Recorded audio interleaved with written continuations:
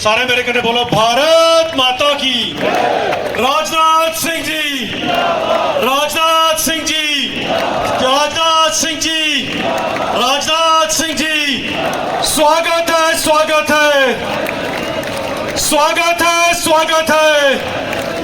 ताड़ियां और जोरिए बनी चाहिए। स्वागत है, स्वागत है, स्वागत है, स्वागत है, स्वागत है, स्वागत है। जयदेव, जयदेव, जय श्री राम। इसलिए फिर से सभी जोरदार तालियों से इनका स्वागत कर। दिल्ली तक पहुंचे जब मैसेज के राजनाथ सिंह जी बसोली के मंच के अंदर मौजूद है, जोरदार तालियों से उनका स्वागत किया जाए।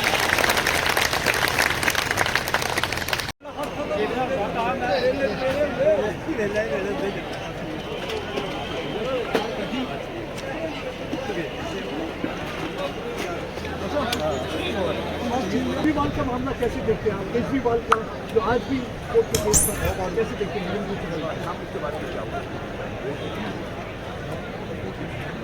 कन्हैया को जो टुकड़े टुकड़े गैंग थे उनको उन्होंने सीट दी हुई है कंटेस्ट करने के लिए कांग्रेस में, लेकिन आपको लगता नहीं है टुकड़े टुकड़े गैंग को देना चाहिए?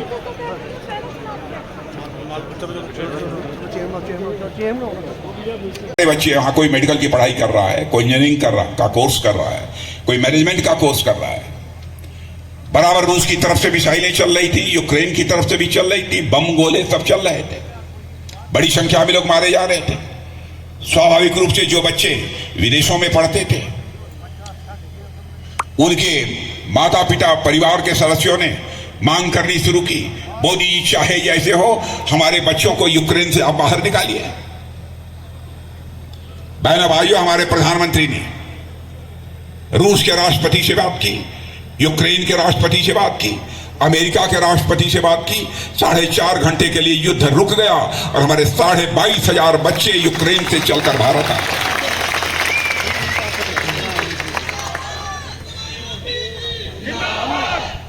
हमारी बहनें यहां पर बैठी हैं, इनको भी बताना चाहता हूं, क्योंकि मैं आया तो जो वहां मिल रहा था कुछ सेल्फ हेल्प ग्रुप की बहनें भी थी। सेल्फ हेल्प ग्रुप के माध्यम से बहनों भाइयों अब तक 1 करोड़ बहनों को लखपति बनाने का काम किसी सरकार ने किया है तो मोदी जी की सरकार ने किया। और हम लोगों का संकल्प है कि ऐसी 3 करोड़ बहनों को हम लखपति बनाएंगे। बहनों भाइयों, 3 करोड़ बहनों को हम सेल्फ हेल्प ग्रुप के माध्यम से लखपति बनाएंगे। बड़े संकल्प को लेकर हम लोग काम कर रहे हैं। और मैं यह भी आपको दिलाना चाहता हूं, राजनीतिक पार्टियां किस तरीके से आजाद भारत में जनता को गुमराह करती रही हैं। कांग्रेस की पार्टी ने पहले ही प्रारंभ से 51 से यह कहना प्रारंभ कर दिया था, हमारी सरकार बना दो, भारत की गरीबी समाप्त कर देंगे, गरीबी दूर कर देंगे। नेहरू जी ने भी कहा, इंदिरा जी ने भी कहा, राजीव गांधी ने कहा, जो आते थे सब गरीबी ही दूर कर देते। कोई गरीबी दूर नहीं कर पाया। लेकिन मैं कह रहा हूं, और मैं ही नहीं कह रहा हूं, बल्कि यहां की बड़ी बड़ी वित्तीय संस्थाएं, नीति आयोग यह दावा कर रहा है कि आजाद भारत में पहली बार इतने कम समय में 25 करोड़ लोगों को गरीबी रेखा से बाहर करने में कामयाबी किसी ने हासिल की है तो मोदी जी के नेतृत्व की सरकार ने यह कामयाबी हासिल की है। भारत के बारे में धारणा बदल गई है बहनों। पहले भारत माना जाता था सॉफ्ट स्टेट है, लेकिन आप लोग जानते हैं भारत का चरित्र है। भारत ने आज तक न तो दुनिया किसी देश पर कभी कोई आक्रमण किया है, न दुनिया के किसी देश की 1 इंच जमीन पर कब्जा किया है। यह भारत का चरित्र रहा है। लेकिन आपने देखा जब उरी और पुलवामा की घटना हुई तो उस समय भारत का चरित्र लोगों को समझ में आ गया होगा कि क्या है।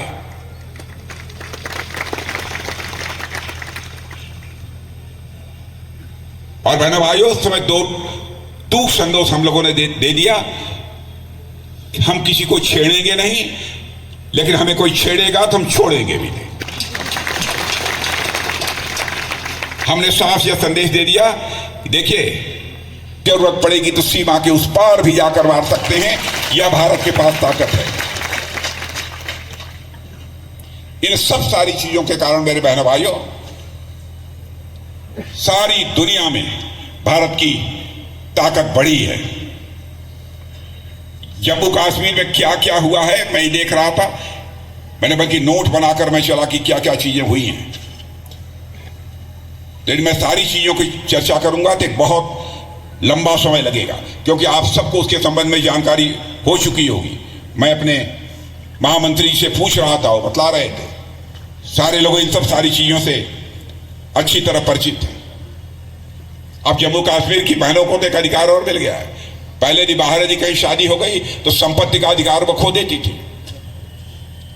अब क्या पूछना, शादी कहीं हो, संपत्ति का अधिकार इस जम्मू कश्मीर में उनका कायम रहेगा। यह काम कौन कर सकता था? यह काम यदि कोई कर सकता था तो बहनों भाइयों हम ही लोगों की सरकार कर सकती थी।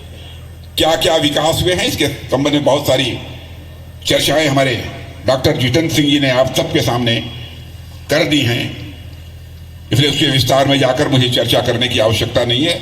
आज तो मैं लगातार, हम लोग सारे देश भर में दौरे पर हैं। आज डॉक्टर जितेंद्र सिंह जी का आग्रह था कि आप हमारे यहाँ भी एक बार आ जाइए, तो मैं आ गया।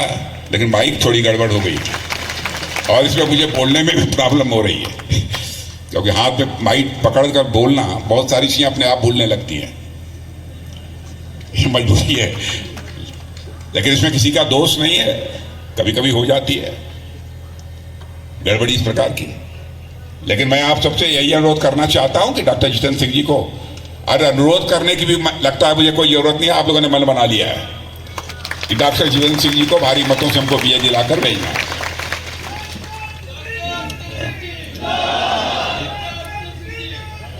और आप ये भी जानते हैं कि डॉक्टर जितेंद्र सिंह जी को आप सांसद बनाते हैं तो केवल सांसद नहीं बनाते हैं, या कुछ और बनते हैं।